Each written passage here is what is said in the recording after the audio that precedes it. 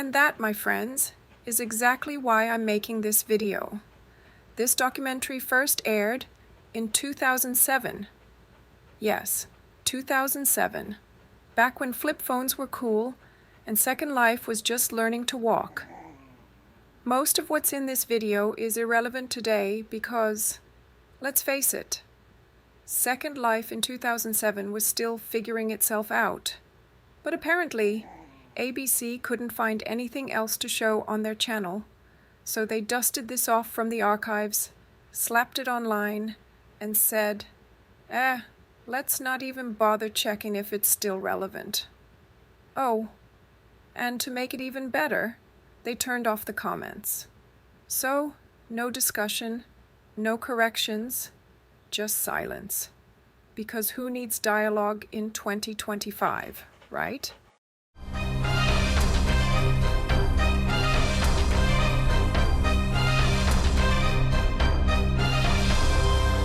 This is my avatar today in 2025. Be honest with me. Do you really think Second Life would still be around if we all still looked like Annie Chung's avatar? Exactly. Second Life has evolved in every way possible. Better graphics, better tools, and avatars that look like they belong in 2025. Not a throwback to a PlayStation 2 game. It's a whole new world now, and the glow-up is real. Anshe Chung is world famous. Last year, she made the front cover of America's prestigious Business Week magazine. This is the woman behind the cartoon, based in Germany and China. And thanks to Anshe Chung, she's now a millionaire property developer. I never expect that I would be so successful. I mean, with very low expectation. I think that, if I can pay for my internet access, so it's good enough. But what makes her unique is that the exotic estates she sells are not real land. They only exist in a virtual 3D world called Second Life. Life beyond reality. Where imagination knows no bounds. And the world is anything but ordinary. The story of Annie Chung is nothing short of iconic. She saw an opportunity, jumped in head first, probably not realizing it would make her a millionaire. And here we are, she's still running her estate business today and making money. Talk about sticking the landing. But Second Life has evolved since Chung's early days, and so have the opportunities. Today, we have a diverse range of people earning incomes through the platform. For some, it's a full-time gig. For others, it's a side hustle that pads their wallet. And for many, it's purely for fun, a chance to fund their virtual shopping sprees with some hard-earned lindens. What makes Second Life so special is how it unlocks your creativity. Always dreamed of being a fashion designer with your own brand? In Second Life, you can do just that, with real people buying and loving your designs. Or maybe you've only ever sung in the shower. Here, you can perform on a virtual stage and gain adoring fans who'll cheer you on. That said, building a business in Second Life works a lot like it does in the real world. It takes effort, creativity, and persistence. This is not some magical get-rich-quick scheme, especially now, with the competition as fierce as ever. But if you're willing to put in the work, the rewards are more than worth it. Virtual worlds are places on the internet you can travel to, make new friends, and even make money. They may yet be more far-reaching than YouTube or eBay. It's what we always imagined the internet to be. We always imagined it to be full of other people. We called it cyberspace, and we said that there were all these other people there. But when you're actually on a website, there's nobody else there. But in Second Life, there's always somebody there. Look at Philip Rosedale in 2007. So young, he could have been cast in High School Musical. He talks about how we always imagined the internet to be full of people, cyberspace, where everyone was connected. But back then, websites felt empty. In Second Life, there's always somebody there. And that's still true today in 2025. The difference? Those somebodies aren't just wandering around looking pixelated anymore. They're fully customized, beautifully designed avatars. From concerts and role play to massive events, Second Life has gone from a digital pioneer to a thriving community where the connections feel real, even if the world is virtual. You don't see Second Life as just an orgy of gambling, property development, retail therapy and sex. Oh yes, it certainly is, but that's what life is. That's first life. Okay, sure. Second Life does reflect life in all its colorful, messy glory. But in 2025, it's so much more than that. Yes, you'll find the parties, the shopping, and maybe a bit of chaos here and there, but you'll also find educational events, groundbreaking art, live music performances, and communities that have been thriving for years. So, if Second Life mirrors life, it's safe to say it mirrors the best parts, a place where you can express yourself, connect with others, and honestly, have a lot more fun than paying taxes in the real world. Tonight on Four Corners, we take you on an unusual trip and ask just how far can we all go in virtual worlds like Second Life. The way into a virtual world is through the computer, and the initiation has its challenges. I'm asked to select a name, Tiki Tripsa, for my virtual self called an avatar, and then choose one of the basic avatar models on offer. Then it's off to Orientation Island for a lesson in basic life skills. Okay, connect. Here we are. Watching this sign-up process is like stepping into a time machine. So 2007. Back then, the default avatars looked like characters from a low-budget video game, and don't even get me started on the tutorials. They handed you note cards to explain how to walk and fly. Note cards. Today, even though the default avatars still aren't perfect, the welcome experience has had a serious glow-up.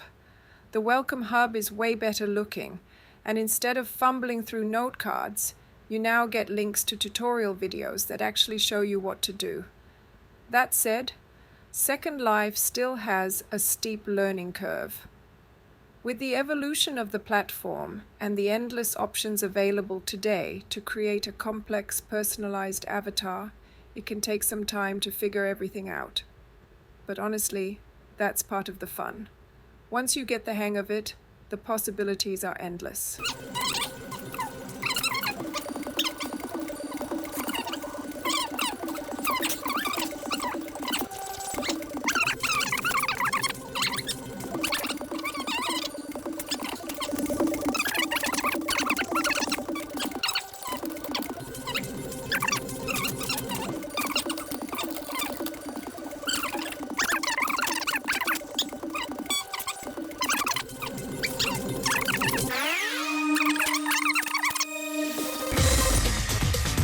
This is one of hundreds of social areas, a buzzing online 3D chat room. Just like me, every avatar has a real person sitting at a computer somewhere in the world controlling them. The average age is 32 and 45% are women. At any moment, around 20,000 people are logged in to Second Life, and everyone is beautiful or exotic. It's funny hearing the narrator describe the avatars back then as beautiful or exotic. Like, really? My avatar was born in 2006, and I do remember thinking she was gorgeous at the time. But looking back now, it's hard to believe we ever thought those blocky, pixelated faces were beautiful. Second Life has evolved so much since then. Today, avatars are incredibly detailed, customizable, and truly reflective of personal style. It's amazing to see just how far we've come. My avatar looks like my mother, who was a drop-dead gorgeous woman. Nicer looking than you are, no gray hairs. Male, thinner, more hair. It's clear that residents spend not only time, but real money on their avatars. You can hang out in here for free, but to look good, you need a credit card. Real dollars are exchanged for the in-world currency of Linden dollars, where $1 US is about 270 lindens. And once I got used to Second Life, I was able to go shopping, and I found out you could buy a particular body type, you could buy your face, you could buy the hair, the skin, the earrings, everything. This part? Yeah, this hasn't changed at all. If anything, we're probably spending way more money now than we did back then, because today the options are endless. Back in 2007, there was only one body to choose from. Now, we have over 20 bodies, each with its own unique style, features, and, of course, price tag. And let's not forget the heads. There are several types to pick from, and each comes with its own customization options. Add skins, hair, accessories, animations, and outfits on top of that. And it's easy to see how Second Life has evolved into a full-on fashion and design powerhouse. So yes, while you can hang out in Second Life for free, most of us end up swiping that card to look good because looking amazing has always been part of the fun. Technology has come a long way in 30 years, from Space Invaders to games like Lost Planet. What's that? The huge jump has been from games against the computer to games against other people online in virtual worlds. What? We have somewhere between 20 and 50 million people spending time in virtual environments. One game, World of Warcraft, currently has 8 million paying subscribers, and that is more than 0.1% of the real world's population. Behind this avatar is the virtual world's economic guru. Professor Ted Castronova was the first to put a value on these worlds. If you want to know what the typical productivity is of a person in these environments, that seems to be about $2,000 per person per year. So that's a per capita GDP number. And it's roughly equivalent to countries like, I don't know, Bulgaria and so on. So back then, virtual environments were being compared to real-world economies, with Second Life's per capita GDP being likened to countries like Bulgaria. Honestly, that's an interesting comparison. In 2025, it's hard to say if we'd still measure productivity in quite the same way. Sure, there are still creators and businesses thriving in Second Life, some even earning full-time incomes, but it feels less about national scale comparisons and more about individual creativity and entrepreneurship. These days, Second Life isn't trying to be an economy competing with countries. It's more of a space where people can explore, create, and yes, earn money, but without the pressure of being weighed against Bulgaria's GDP. I found the creator of Second Life, or at least his avatar, Philip Linden, at his desk. Here there are no orcs or monsters to kill, but the enthusiasts say virtual worlds are far beyond games in evolution. In reality, Philip Linden is Philip Rosedale. All the stuff that you're seeing there is made by you and was made by other people, and you can change it. You know, you can reach out and literally grab it and change it. And that fact, the fact that it's a changeable 3D world that everybody actually collectively owns, like we all own the web, is what makes it so different and what makes the experience of being there so different. The magic of Second Life is still exactly what Philip described. A fully changeable, customizable 3D world built by its residents. The ability to grab it and change it, as he says, is what set Second Life apart then and still sets it apart today. Unlike traditional games, you're not just a player, you're a creator, shaping the world as you see fit. In 2025, this idea has only evolved further, with tools and technologies that make creation more accessible and impressive than ever. It's not just a 3D world you visit, it's a world you help build, and that's what keeps people coming back. Every one of these creations is controlled from here, downtown San Francisco. At its real-world headquarters, Linden Lab, Second Life only exists on computer servers, 6,500 of them. In the front office, Philip Rosedale sells me Second Life, his favourite wild island. What's so cool about Second Life is that all the computers that make up Second Life are simulating all this stuff 24 hours a day. And so as a result, you know, when sort of the tree falls in the forest in Second Life, it does so, even if you're not there. Fast forward to 2025, and while the tech behind Second Life has undoubtedly modernized and expanded, that core concept remains the same. The world keeps turning, the trees keep falling, and the creativity of its residents never stops, whether you're online or not. It's a living, breathing digital space, powered by thousands of servers and millions of imaginations. Second Life has big-name backers, including the chief executive of Amazon.com and the founder of eBay, and venture capitalist Bill Gurley. I spent 30 minutes with Philip Rosedale, the CEO of Second Life, and wanted to invest because he developed a platform where the third parties are developing the content. This is the residents are actually... The residents are building the experiences. This thing has new content being built every day, and it expands at an exponential pace. So to me, it was like, oh my God, this is something we have to invest in. Have to. So you can now skydive in Second Life? You sure can, yeah. There's a strictly hands-off approach to governing in Second Life. But as we'll see, the freedom and lawlessness bring questions about control. To its creator, Second Life thrives on a live and let live philosophy as a libertarian utopia. That's definitely interesting. I didn't know some of those big names were backing Second Life back then. Whether they're still involved or not, it's clear the platform's real staying power has come from its residents, who continue to build and innovate every day. If people reasonably can see what everybody else is doing, if there's lots of transparency, if the lights are on, as I like to say, people are basically good. And we see that in Second Life.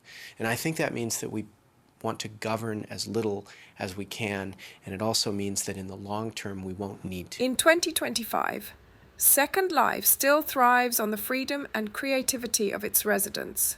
But governance has evolved too. Clear rules and moderation are necessary to maintain a safe, enjoyable space for everyone. While people can be good, a little structure ensures that creativity flourishes without chaos taking over. This part of the documentary dives into Second Life's adult content, focusing heavily on visuals and descriptions that frankly I can't include here. And sure, some people might wonder, why not show something that's just made of pixels? But it's still very much visual adult content, and I have to be mindful of platform guidelines and my audience. It's also worth noting that in 2025, this type of content has evolved significantly. The avatars, animations, and overall realism are far more advanced than they were in 2007. Making the experience even more immersive for those interested in that side of Second Life.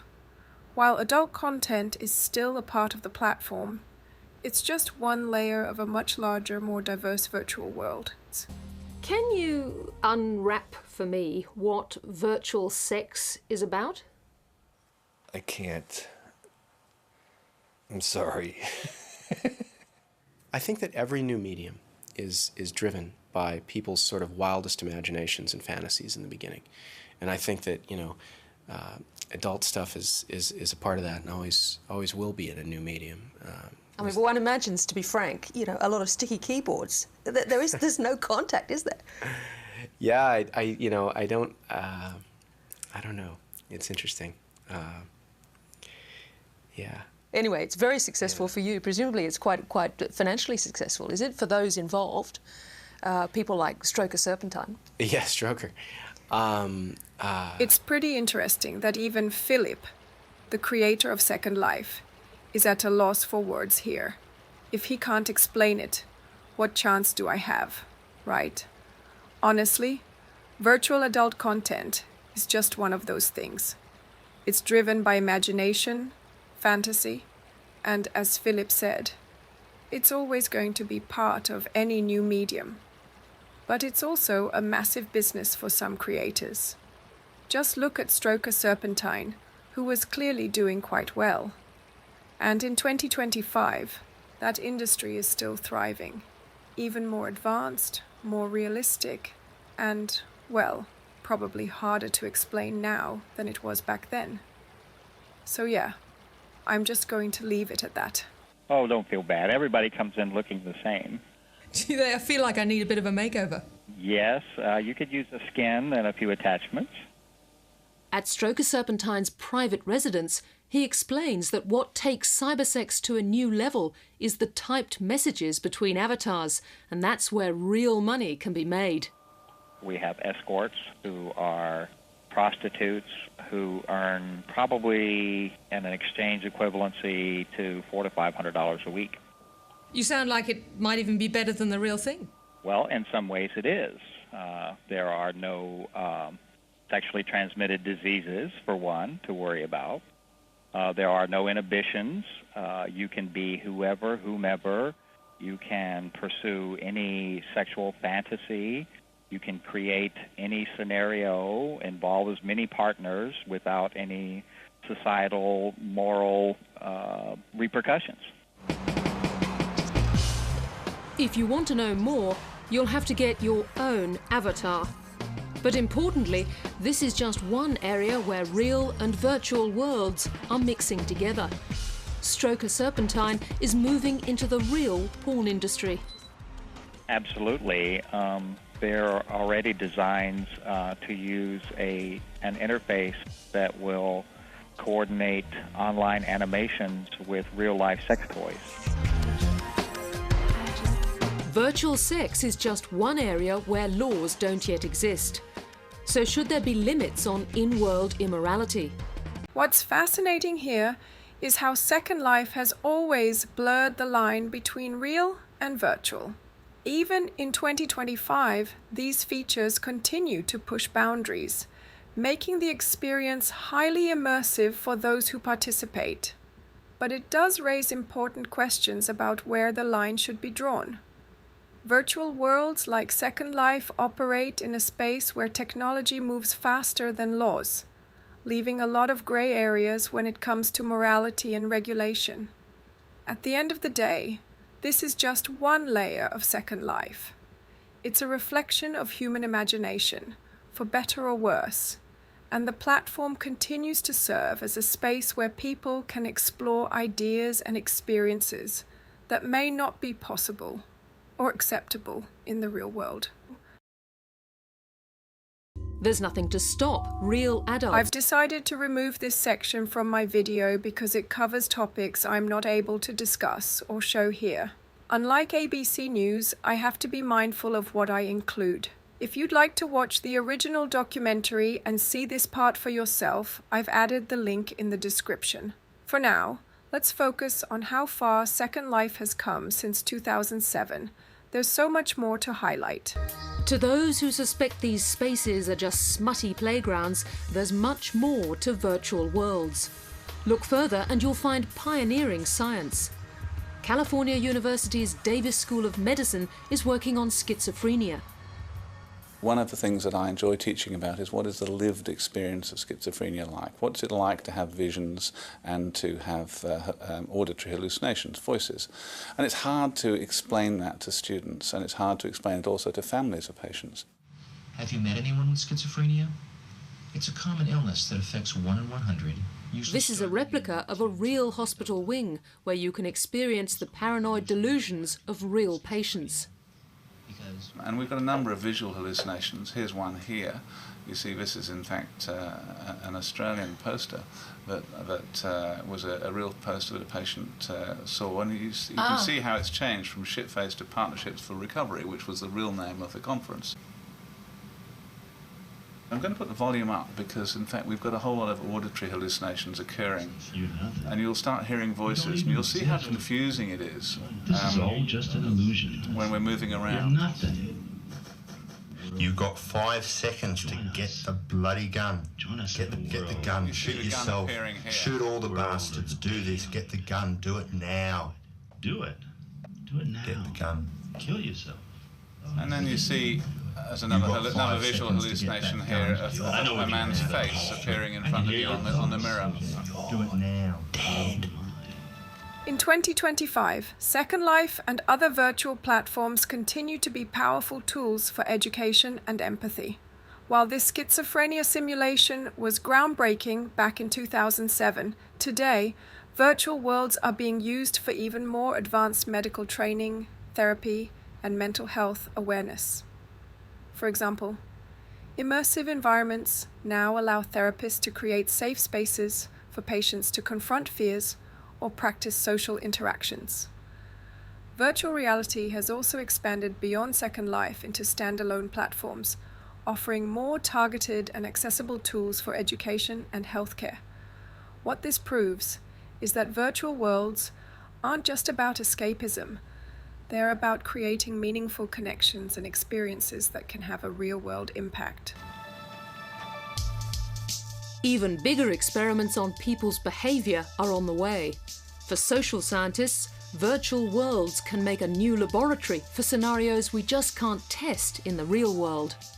Well, what if we had an environment where we could build 2 virtual worlds, have them be completely parallel, except we do some policy intervention in this one that we don't do in this one? Then we have perfect causality. Okay? Here we didn't change the income tax, here we did, and this is what happened.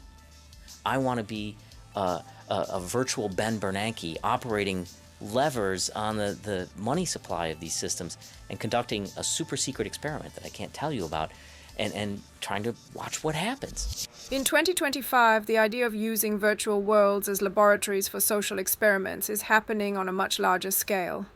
Virtual environments like Second Life, as well as newer platforms, have become valuable tools for studying human behavior, social policies, and even economic systems.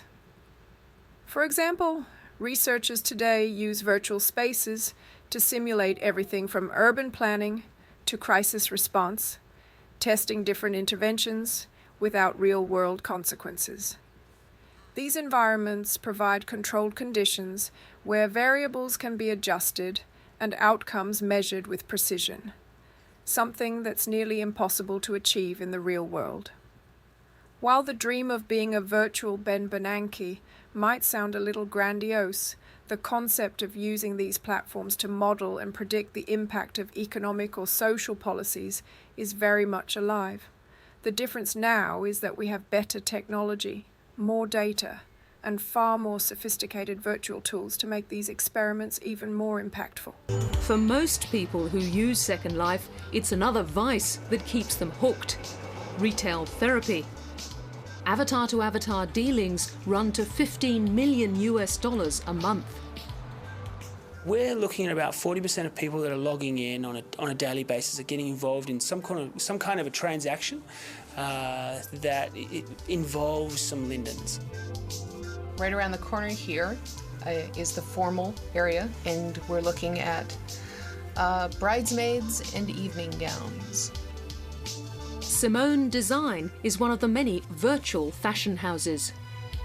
So you actually get quite a lot of bridal wear sold, do you? Oh yes, yes, very popular. I think the average Second Life marriage lasts about 3 months. The talent behind the designs is Veronica Brown. From here in Indianapolis, Second Life is her full-time job. So how much time do you actually spend in world? Way too much. Way too much. 10 to 14 hours a day. Would you like to try one on? I'd love to try one on. So let's put you in a formal gown, and I'll pass that to you. Okay, here we go. Well, that looks very nice. Now, if I was to buy that, how much would that set me back? That dress is $550 Linden. That's about $2. And is it profitable? Yes. Can I ask you how much you're making annually? I'm doing exceedingly well. Fashion in Second Life has come a long way since 2007. Today, It's not just about formal gowns or basic designs. Clothing and avatars are far more realistic, detailed, and customizable than ever before. But with those advancements, the fashion industry in Second Life has also become much more competitive. That said, people are still making money, some even making full-time incomes from their virtual fashion businesses. However, when I talk about making money in Second Life, this is not a get-rich-quick scheme. Just like in the real world, running a successful business here takes time, effort, creativity, and consistency. If you're willing to put in the work, though, the opportunities are definitely there. Julian DeBell also made money in other virtual worlds. Virtual items from Second Life are even auctioned on eBay. People pay real money for these imaginary things because they have real investments, social, psychological investments in these fake things. And that's what's real. The huge attraction for Simone Design and thousands of other virtual businesses is that Second Life allows them to exchange their Linden dollars back into US dollars to spend in the real world. Suddenly, virtual products have real value. No other game company ever embraced currency exchange. So there's a lot of virtual currency inside a lot of virtual environments, but no one ever poked a hole in it. No one was willing to say, hey, you can trade that virtual currency for real world dollars. And the Lindex, as it's called, the currency exchange that the company runs, has been running for several years now. In 2025, the concept of exchanging virtual currency for real world dollars is no longer groundbreaking. It's practically standard in many virtual platforms. But back in 2007, Second Life was a true pioneer with its Lindex currency exchange. The ability to convert Linden dollars into US dollars gave virtual products and businesses real-world value, setting Second Life apart from other platforms of its time. Today, Second Life's economy is still thriving, and the Lindex remains a core part of the platform's appeal. What's even more impressive is how this system has stood the test of time, despite the rise of other virtual economies, cryptocurrency, and NFTs. It shows how well-designed and resilient the Second Life economy is. People still invest in virtual items, not just because they look good, but because they represent creativity, personal expression, and for many, real financial opportunity. Virtual goods might be intangible, but the value they hold, both emotional and monetary, is very real. Every day, real and virtual worlds are moving closer. Shop at American Apparel and you can buy clothes for your avatar and the same real-world clothes for yourself posted to your real home. Or buy for your virtual dog or your real dog. Imagine logging in an avatar that not only looks like you in the face, but has your body proportions, and being able to try on clothing that, you know, may not be available at the local mall. That would mean some fatter avatars. Although that was a pretty neat concept back in 2007, I honestly don't know of any stores that do this today, where you can shop for your avatar and have matching real-world items shipped to your door. In 2025, virtual shopping has shifted focus. It's less about mirroring real-world retail and more about creating unique, immersive experiences that can't be replicated offline. From exclusive virtual fashion to avatar customization, shopping in Second Life has carved its own niche rather than trying to mimic the physical world. And honestly, that's part of what makes it special. Multinationals are rushing into Second Life. None want to miss out on the next big thing. PR firms charge up to $1 million to build their brands, and the media is hyped about virtual worlds. So whether it's IBM or, more importantly, our customers, everybody acknowledges that there's business opportunity now.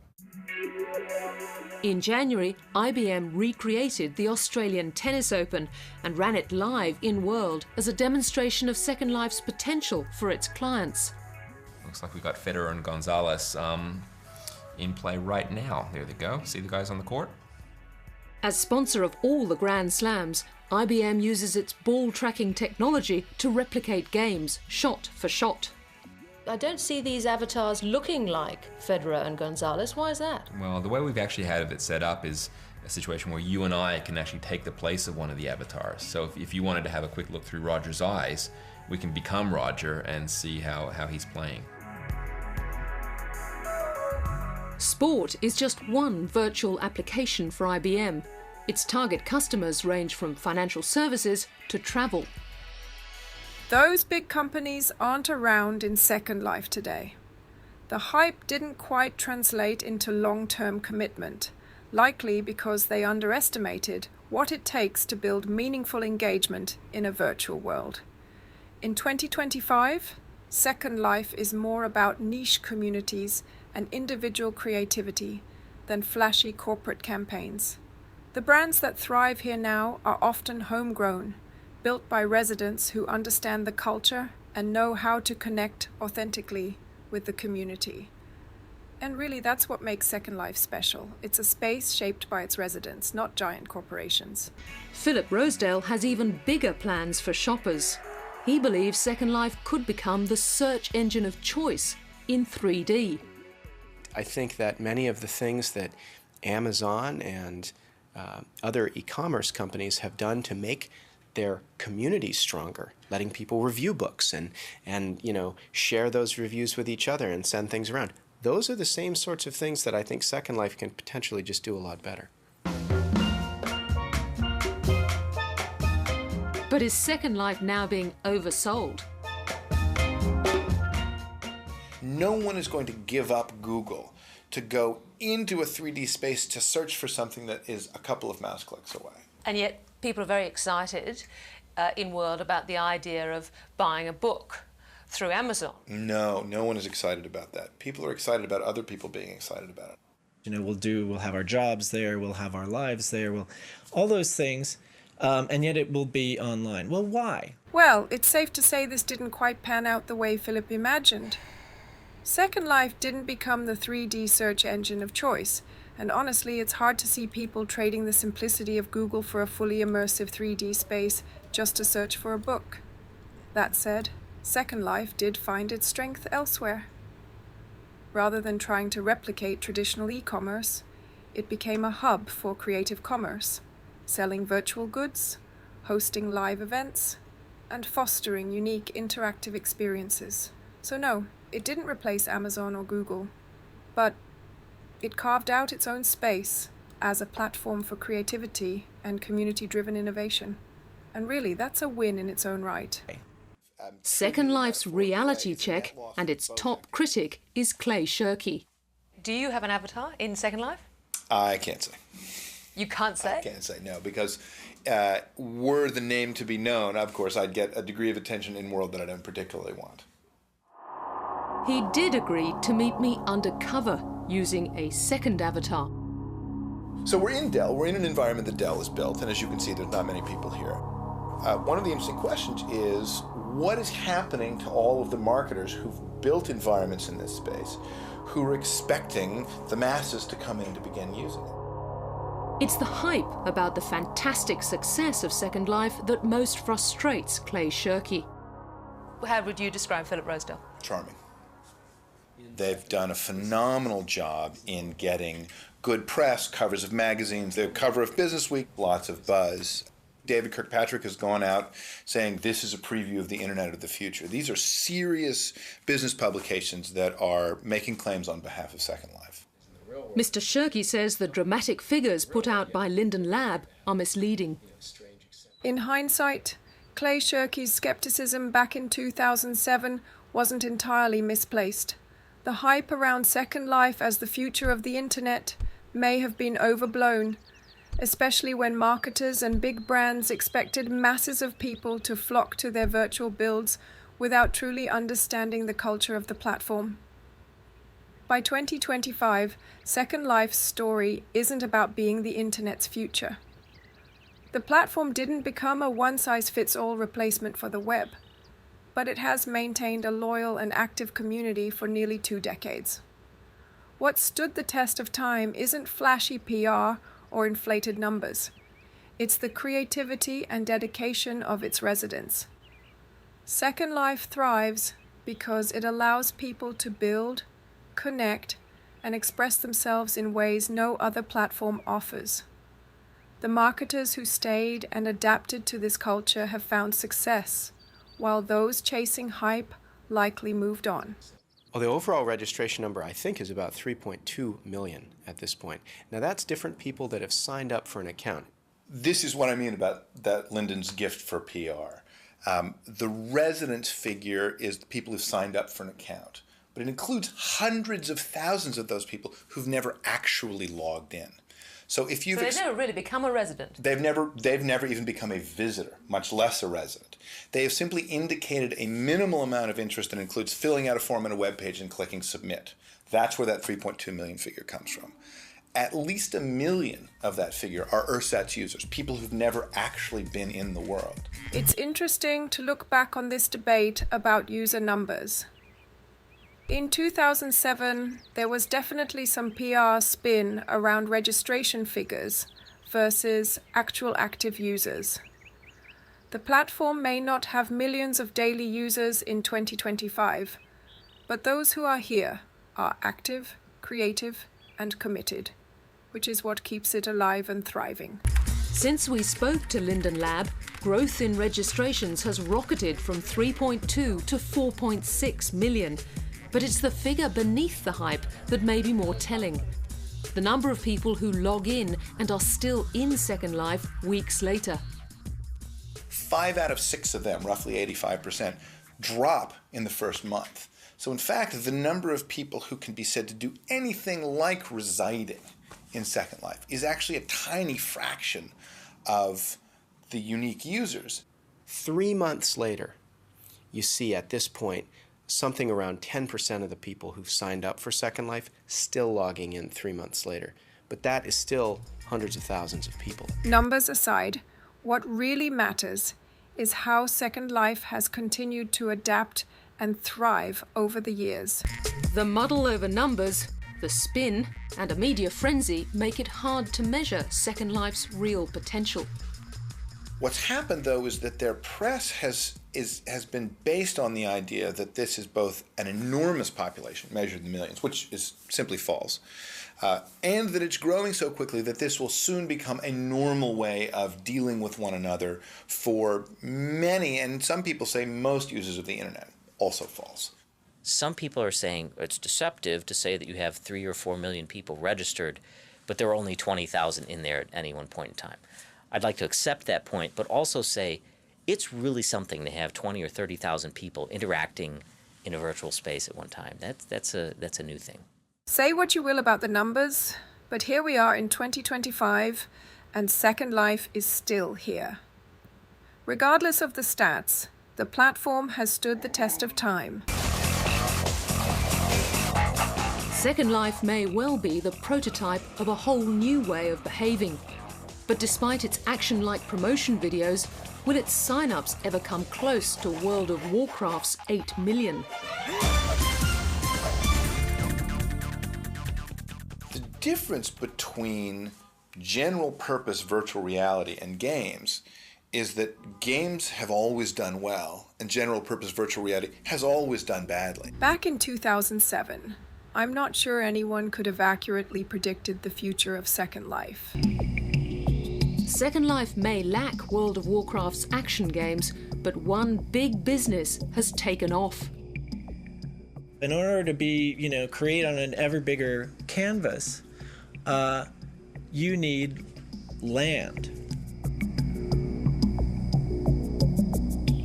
The sale of virtual land means private enterprise has well and truly arrived.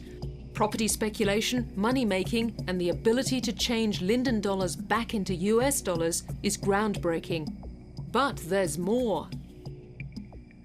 What makes Second Life so revolutionary is that Linden Labs has given to all its residents intellectual property rights over everything that they create. This means that avatars can buy virtual land, develop it, build fancy houses on it, and on-sell it for a profit. It's led to a huge virtual property boom. And that was something that if you looked at Second Life as a video game, you'd never have done that. You would, as many game companies do, just say, well, anything you build in there, your avatar, your house, whatever, that belongs to us. And what we realized was, that's not the way that this sort of magic happens. You know, people need to own their own things and they need to be able to do with them what they like, and that's part of the basic appeal.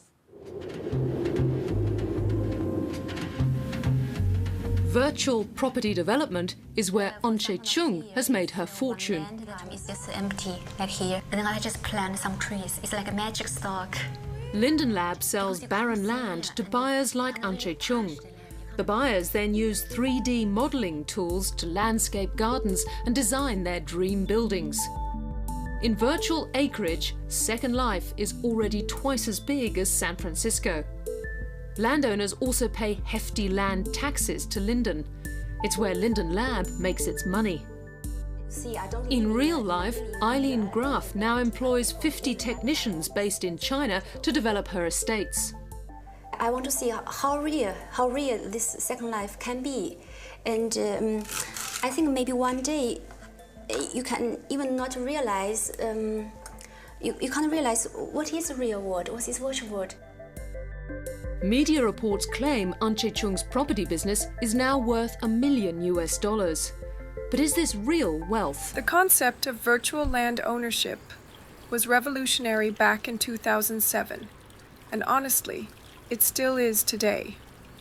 The idea that you can buy, develop, and sell virtual property with full intellectual property rights was a game changer, and something that set Second Life apart from most platforms then and even now. While the property boom in Second Life doesn't make headlines anymore, the ability to own and monetize your creations is still a core part of its appeal. Today, virtual land ownership is about creating meaningful spaces, whether for business, art, or community. And at the end of the day, this is real wealth. Anshe Chung is still a millionaire, and I'm not, so how can anyone question whether her income is valid just because it comes from a virtual world? Wealth is wealth, whether it's earned in pixels or brick and mortar. This is one of the things that's been embarrassing to see the business press do. The way they got at the idea of a virtual million was to take the last sale price of some object and multiply it across the number that she happened to own. But of course, if you sell everything in a virtual world, you risk affecting the price quite dramatically. Even if all the properties could be sold, the other problem with this small economy is taking money out of world, exchanging large amounts of Linden dollars for US dollars. The first $20 you might get a good exchange rate, but the fact is you would become such a huge player in that market that you would drive the exchange rate down. There's one man banking on deals getting bigger. This is the World Stock Exchange, half owned by a new entrepreneur. Directly in front of us is the actual trading floor, which contains the World Stock Exchange, and on the left of the trading floor is the World Currency Exchange. And you're actually hoping to have residents come in and trade virtually? Definitely.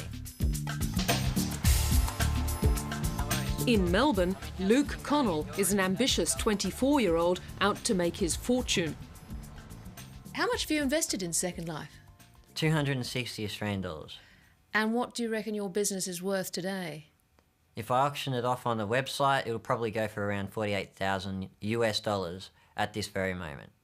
With no doubt, it will grow a lot further over the coming weeks. And how long have you been in Second Life? 3 weeks. After some technical hitches and a merger with the other virtual exchange, Luke Connell now has over 10 companies listed, including his own virtual company, which went up 800% on the first day of trading.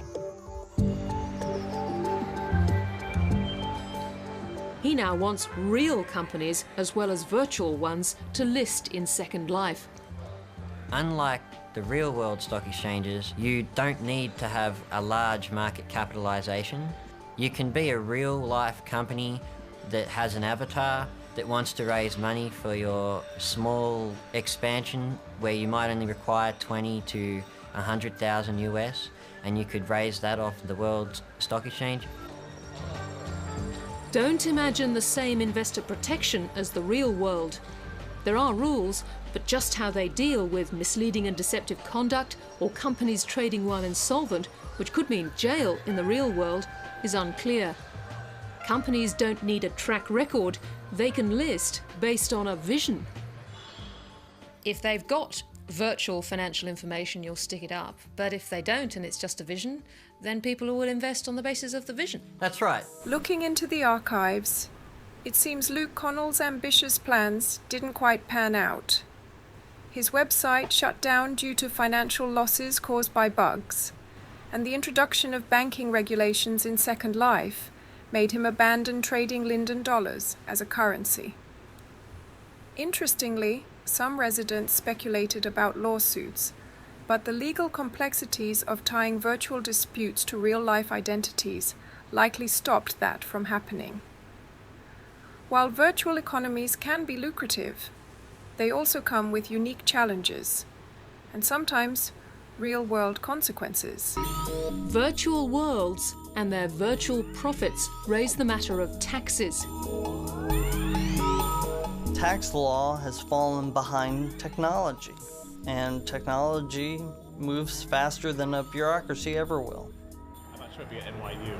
Oh, well, if you're at NYU Law School, that's different. Dan Miller is advising a US Congress committee on the pros and cons of taxing virtual profits.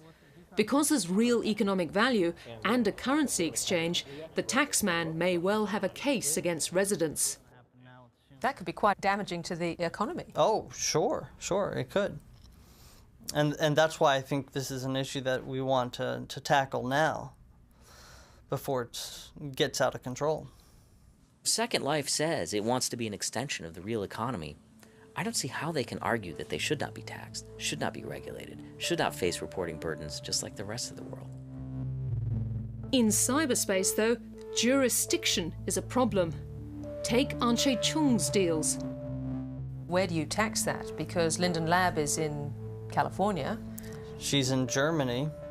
And she has employees in Wuhan in China. Mm-hmm. And she might be doing deals with people anywhere in the world. Yeah. She could be doing deals with people in Australia. So where does the tax come into play? Linden Lab says tax would not shut down Second Life, although it might cramp its creativity. It would be a burden. There's no question about it. It would fly in the face of the past 10 years of internet legal history around tax. But yeah. I guess it depends how much money these virtual worlds really start making. Yeah, potentially, yeah. Back in 2007, the question of taxing virtual profits was already creating headaches for lawmakers. And honestly, not much has changed in 2025. Virtual economies, like Second Life, are still tricky to regulate because they operate across borders, with transactions involving people from all over the world. The challenge remains, where do you tax a virtual deal when the buyer, seller, and platform might all be in different countries? While Second Life has continued to thrive despite these debates, virtual economies are still ahead of the curve compared to the laws trying to catch up. Other real-world laws may hit Second Life much sooner. When Linden Lab granted residents the intellectual property rights over their designs, it raised questions for lawyers like Lauren Gelman. Despite these signs, when you buy virtual land, you don't own it outright. All of this is virtual bits and bytes, ones and zeros, that are sitting on the servers at Second Life's headquarters and the server farms they have around the world. So how much can you own something that's really under the control and domain of another party? To enter Second Life, you must sign up to a Terms of Service agreement which sets the rules in-world. If somebody committed fraud by acquiring one property, you, under your terms of service agreement, can actually not just claim back that property, you can actually claim all the other properties that that resident might own and what is in his account, can't you? Yes, we can. Sure. That may seem fair where a resident uses bugs in the system to get land fraudulently on the cheap. But what happens if he claims the system allowed him to buy land cheaply in good faith, and he was led to believe that he owned the land outright? Just such a case is now in a US court. So the question's really going to be, is it just the contract that the user has with Second Life, the terms of service, the thing that you click on every time that you sign on to a new web service? Is that going to be the rules that govern it? Or is the courts going to step in with their own rules, the rules that we've developed for the real world? Back in 2007, this might have been a valid question. But in 2025, it feels irrelevant. The way land is managed in Second Life today is much more transparent and structured. We know the cost of land. It's no secret. Sure, mainland auctions are a different story since land can change hands and sometimes sell for a profit. But the idea of acquiring land fraudulently, that's practically impossible. Linden Lab owns everything and has detailed records of every transaction. The chances of finding an unclaimed SIM you could rent at a cheaper price are incredibly slim, unless Linden Lab themselves made a mistake. And even then, they'd likely resolve it quickly.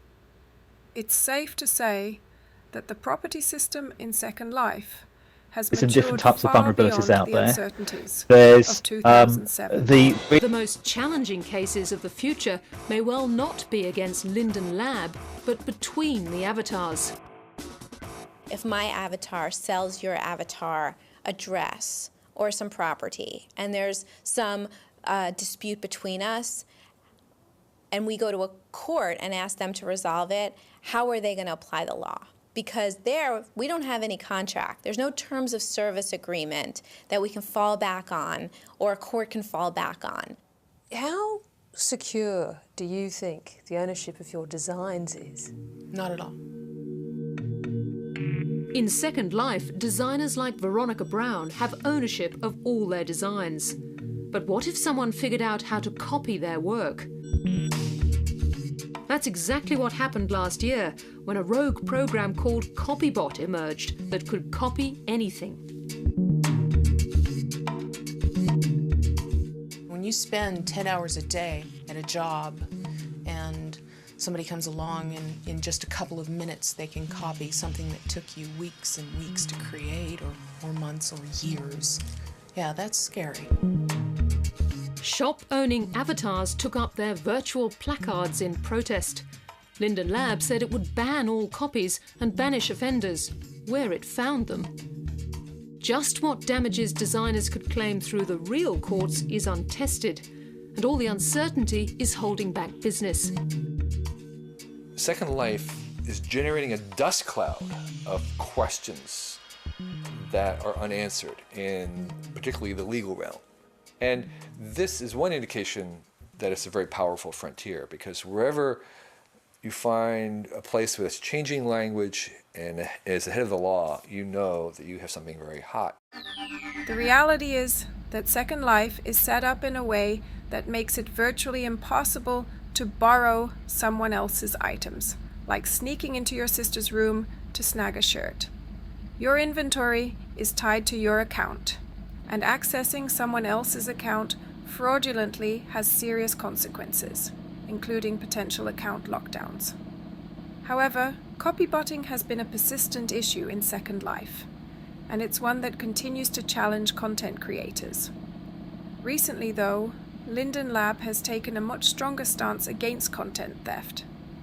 They've announced a zero-tolerance policy, which includes removing all stolen content by offenders, issuing cease and desist letters, and even pursuing legal action.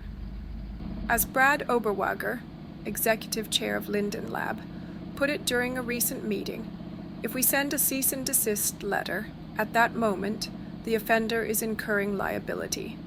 Anything they do after receiving that letter also adds to their liability. And we're not just going to write letters, we're going to go after people in multiple ways. This shows a clear shift in Linden Lab's approach, prioritizing the protection of content creators and sending a strong message that theft won't be tolerated. It's a move that creators have been waiting for, and one that could make a big difference in safeguarding their work.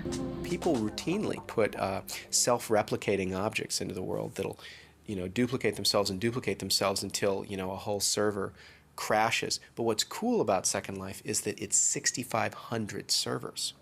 So you can only crash a few of them at once. Despite, or perhaps because of the anarchy, the web that creates people power is exciting. So we have things like Wikipedia, we have things like the Google search, we have things like Flickr, or even Second Life, where lots of people coming together very intensely. There's a new kind of a social power. Is there anything scary about that big scary? Power, social power? Yes. The wisdom of the crowd can flip into the stupidity of the mob very, very fast. Philip's point about crashing a few servers at once might sound amusingly casual, but back in 2007, issues like griefers and self-replicating objects were real concerns. Fast forward to 2025, and thanks to improved security measures and server technology, those problems are a thing of the past. However, new challenges have emerged, like the growing presence of AI bots in Second Life. While these bots offer exciting possibilities, they also bring concerns about their potential misuse. It's a reminder that as the platform evolves, so do the challenges it faces. The silver lining? These issues also highlight the resilience of Second Life.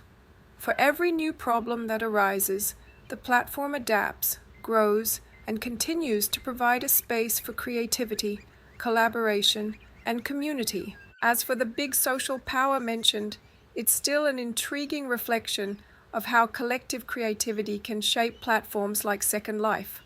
While risks like mob mentality exist, today's Second Life benefits from stricter moderation tools and better community management, which help keep the platform focused on collaboration and creativity. It shows how far Second Life has come, not just in technology, but in fostering a stronger, more secure environment for its residents. In the meantime, here's a real-world warning. Second Life can be very frustrating. Patience is required to put up with the many downloads needed as the platform upgrades, and for the frequent crashing of the system. I have to laugh at this part because honestly, it's still true in 2025. Second Life can be frustrating at times. Frequent updates, lag, and crashes are just part of the experience. But to be fair, it's a combination of factors. Constant upgrades, computers that might not be powerful enough, and yes, both Linden Lab's servers and user-side issues. Some days are smooth sailing, and others, well, out of nowhere, I'll crash 3 times in an hour. But it never stops me from logging back in. The creative freedom and experiences Second Life offers make the occasional frustrations totally worth it. Plenty of people, some watching this program, will be shaking their heads and thinking anyone who spends hours and hours in Second Life really needs to get a first one. But here in California, the supporters of Second Life and many others who've been watching the web for years see virtual worlds as a whole new way for society to communicate and prosper.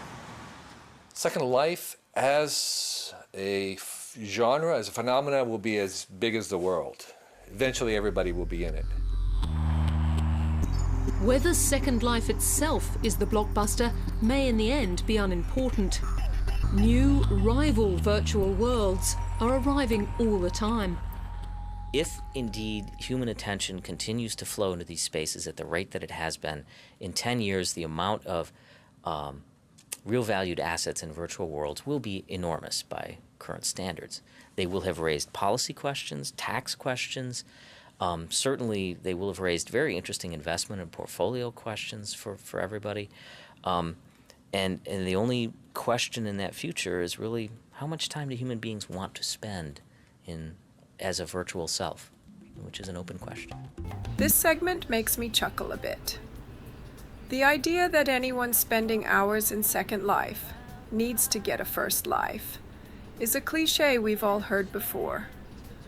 But virtual worlds like Second Life aren't about replacing your real life. They're about enhancing it, offering a space to create, connect, and even build something meaningful. As for the prediction that everybody will be in it, well, that didn't exactly happen. In 2025, virtual worlds are still a niche, but they're a thriving one. Second Life didn't become the all-encompassing blockbuster some imagined, but it has endured, evolving into a space where real value is created, whether it's financial, creative, or social.